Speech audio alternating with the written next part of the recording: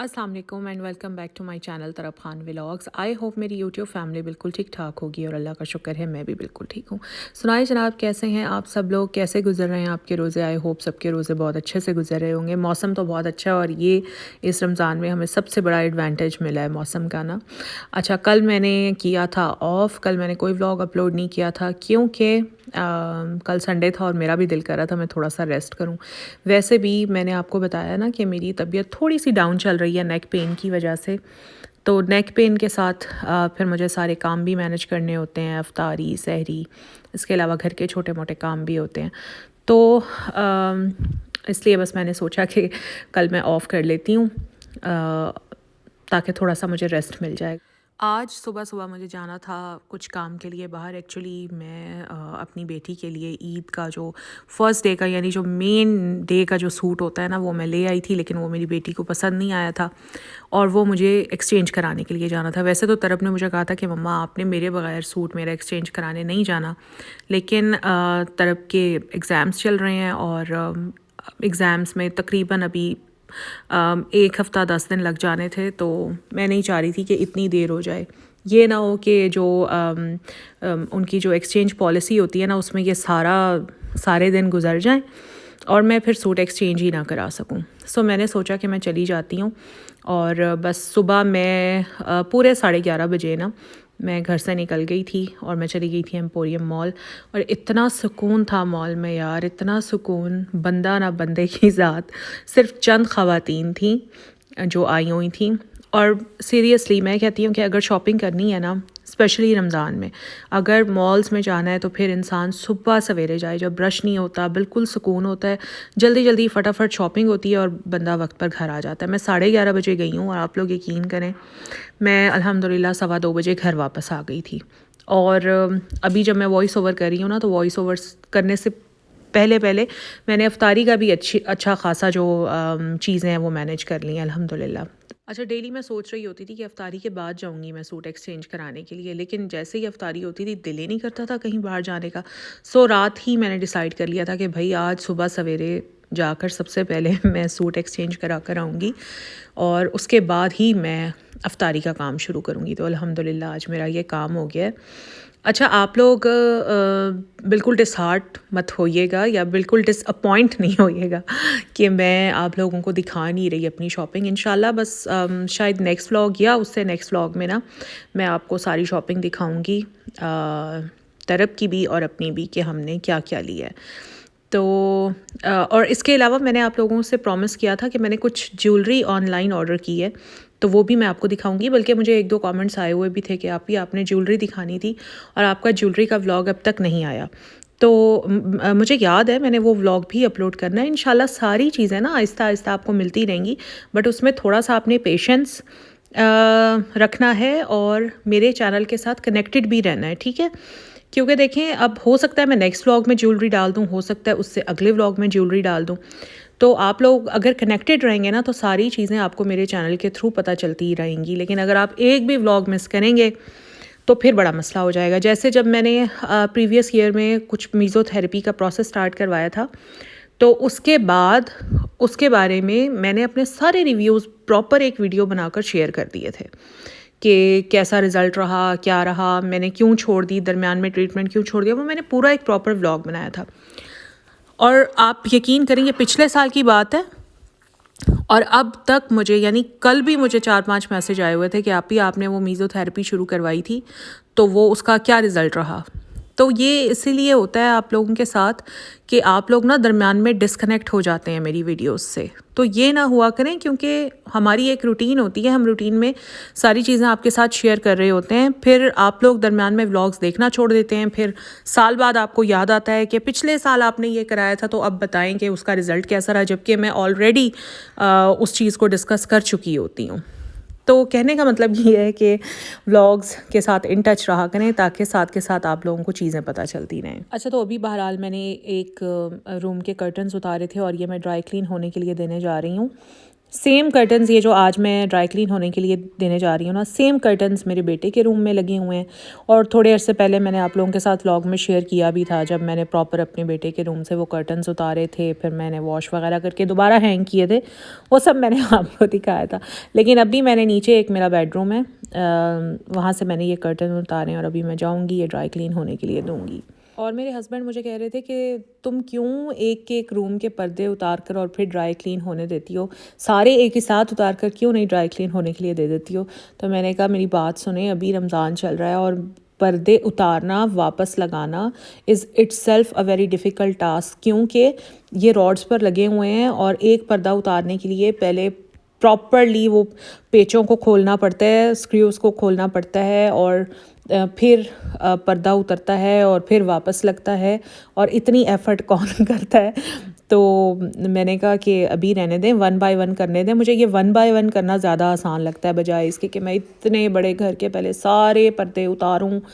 Dry clean करना तो खैर दुकानदारों ने ही है जिनका ये काम है, ड्राई क्लीनर्स का काम है, उन्होंने करना है, लेकिन उतारना और लगाना बड़ा मुश्किल हो जाता है। ये कर्टन्स क्योंकि लाइट कलर्स के हैं तो ये काफ़ी जल्दी ना डर्टी हो जाते हैं, तो मुझे ये फिर करवाने पड़ते हैं जल्दी जल्दी ड्राई क्लीन।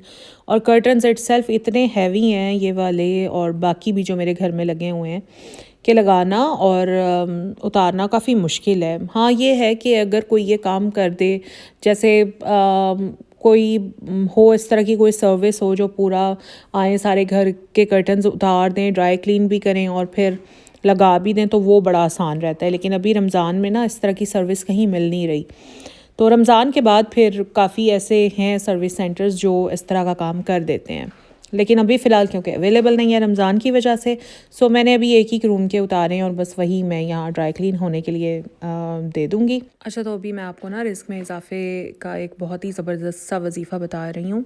प्लीज़ आप लोगों ने ये ज़रूर ट्राई करना है। और अभी तो जैसे रमज़ान बाबरकत महीना चल रहा है, तो रमज़ान में तो मैं आप लोगों को ज़रूर कहूँगी कि आप लोग ये ज़रूर करें।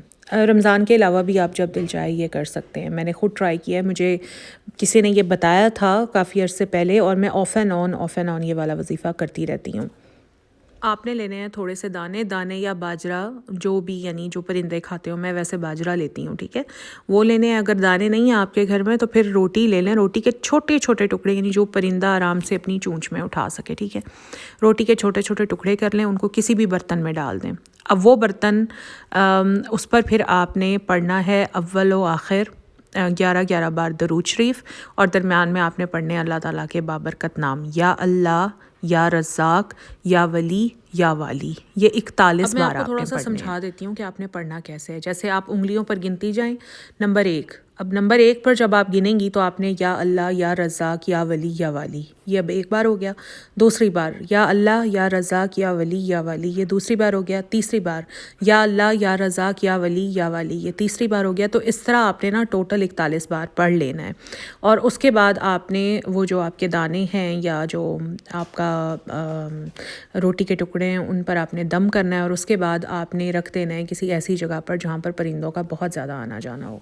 जैसे मैं ना अपने घर के गार्डन में रख देती हूँ सुबह सवेरे, क्योंकि मेरे गार्डन में सुबह छोटे छोटे बहुत परिंदे आते हैं। चिड़ियाँ तो बहुत ही आती हैं, मतलब रूटीन में अगर आप देखें तो आपको चिड़ियाँ देखने में नहीं मिलती ना, ऐसा लगता है जैसे चिड़ियाँ ख़त्म ही हो गई हैं। लेकिन लिटरली मेरे गार्डन में सुबह इतनी चिड़ियाँ आई हुई होती हैं, तो मुझे वहीं से देखकर अंदाज़ा होता है कि भाई अभी चिड़ियाँ हैं बाकी। जैसे एक टाइम ऐसा था, बल्कि अभी भी कौवे बिल्कुल देखने में नहीं आते, कहीं बस होता है कि कोई 1-2 कौवे देखने में नज़र आ जाते हैं। तो चिड़ियों का भी यही हाल हो चुका है। लेकिन ये है कि सुबह सुबह मेरे गार्डन में बहुत चिड़ियाँ आई हुई होती हैं, तो मैं अपने गार्डन में रख देती हूँ। अक्सर मेरे जो गार्डन की दीवार है ना, मैं वहाँ भी रख देती हूँ। आप लोगों के घर में गार्डन नहीं है, या अगर है और वहाँ नहीं आते परिंदे, तो आप अपने घर की छत पर रख दें, क्योंकि छत पर बहुत ज़्यादा परिंदे आते हैं दाने को देखकर। परिंदे वो दाना खाएंगे और आप देखिएगा कि अल्लाह ताला किस तरह आपकी गैब से मदद फरमाते हैं। ये वजीफ़ा आपने ज़रूर ट्राई करना है। अभी जैसे मैंने अभी आपको बताया ही है कि रमज़ान का बाबरकत महीना चल रहा है, तो प्लीज़, कौन सा कोई मुश्किल ये वजीफ़ा है, बंदा करने बैठे तो 10 मिनट में करके फ़ारिग हो जाता है।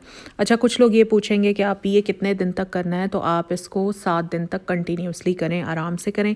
7 दिन के बाद फिर आपने स्टॉप कर देना है। आप दाना रखें चाहे आप रोटी के टुकड़े रखें, डेली बहुत सारी क्वांटिटी में आपने नहीं रखना, बस इतनी क्वांटिटी रखनी है आपने जो रोज़ की रोज़ ख़त्म हो जाए। समझ आ रही है आपको मेरी बात? यानी थोड़ी क्वांटिटी रखें, जब वो ख़त्म हो जाए अगले दिन फिर थोड़ी सी क्वांटिटी लें, फिर वो ख़त्म हो जाए, फिर अगले दिन आपने क्वांटिटी लेनी है, वो ख़त्म हो जाए। थोड़ी रखेंगी वो ख़त्म हो जाएगी, ज़्यादा रखेंगी ख़त्म नहीं होगी। तो क्वांटिटी इतनी रखें जो डेली की डेली ख़त्म हो जाए। ये वजीफ़ा आपने ज़रूर ट्राई करना है और फिर मुझे फ़ीडबैक भी देना है। और ये बड़ी अच्छी बात है कि जब भी मैं आप लोगों को कोई वजीफ़ा बताती हूँ तो आप लोग ज़रूर ट्राई करते हैं और कमेंट्स में आकर मुझे उसका फ़ीडबैक भी देते हैं। तो यकीन करें मुझे इतनी खुशी होती है जब आप लोग आकर बताते हैं कि आप ही ये वाकई इफ़ेक्टिव था और हमें इससे बहुत फ़ायदा हुआ। तो आप लोग ये भी कीजिएगा और फिर मुझे अपना फ़ीडबैक भी दीजिएगा।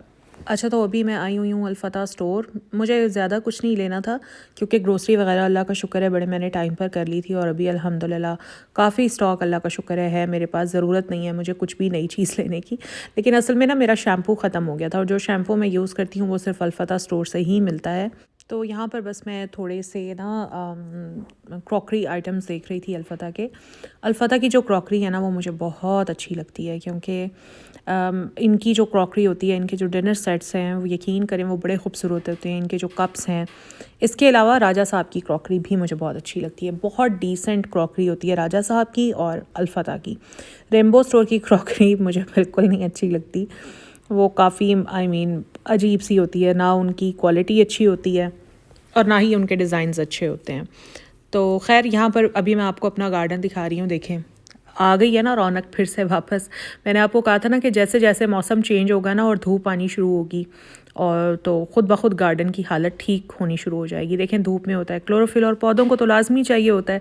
अगर पौधों को क्लोरोफिल ही नहीं मिलेगा, उन्होंने अपनी खुराक नहीं बनानी, तो कहाँ से ग्रीनरी आनी है। फिर सर्दियों में मेरे गार्डन में धूप नहीं आती जिसकी वजह से मेरा गार्डन पूरा वीरान बंजर हो जाता है। जैसे जैसे धूप आनी शुरू होती है तो फिर अल्लाह का शुक्र है फिर से गार्डन की रौनकें बहाल हो जाती हैं और जैसे जैसे गर्मी आ जाएगी ना पूरी, फिर आप लोग देखिएगा कि गार्डन मेरा माशाल्लाह माशाल्लाह कितना खूबसूरत हो जाता है।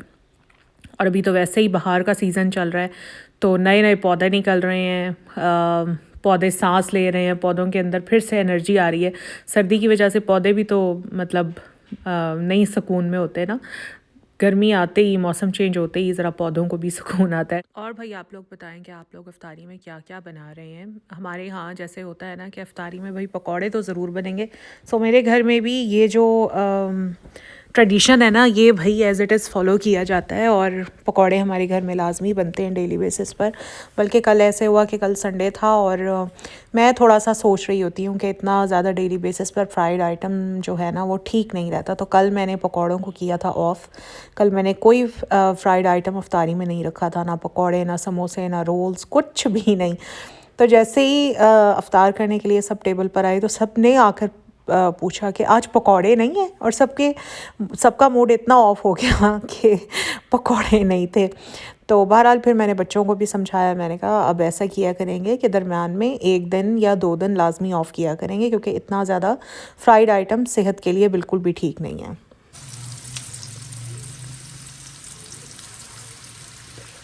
अच्छा, तो जनाब यहाँ मैं लेकर आई थी न्यू कढ़ाई और पिछले व्लॉग में मैंने आप लोगों के साथ शेयर भी की थी। ये लोहे की कढ़ाई है, बहुत ही अच्छी कढ़ाई है और मुझे इसमें पकौड़े बनाने का इतना मज़ा आ रहा है ना। मुझे अपना बचपन याद आ रहा था, मेरी अम्मी लोहे वाली कढ़ाई में ही पकौड़े बनाया करती थी। हम ऐसे ही खामखा नॉन स्टिक पर लग गए हैं। वैसे नॉन स्टिक होता तो सेहत के लिए ख़तरनाक ही है बेशक दिखने में बहुत खूबसूरत लगता है लेकिन होता ख़तरनाक ही है। जब उसका वो नॉन स्टिक जो कोटिंग जो लेयर होती है वो उतरने लग जाती है फिर ज़ाहिर है वो डेंजरस तो हो ही जाता है। तो खैर यहाँ पर जी हम बना रहे हैं पकौड़े और यही मेरा आज का व्लॉग था। आई होप आप लोगों को अच्छा लगा होगा। अगर अच्छा लगा है तो प्लीज़ लाइक कर दीजिएगा। चैनल पर फर्स्ट टाइम आए तो सब्सक्राइब कर लीजिएगा। मिलूँगी अब मैं आपसे नेक्स्ट व्लॉग में। अल्लाह हाफ़िज़।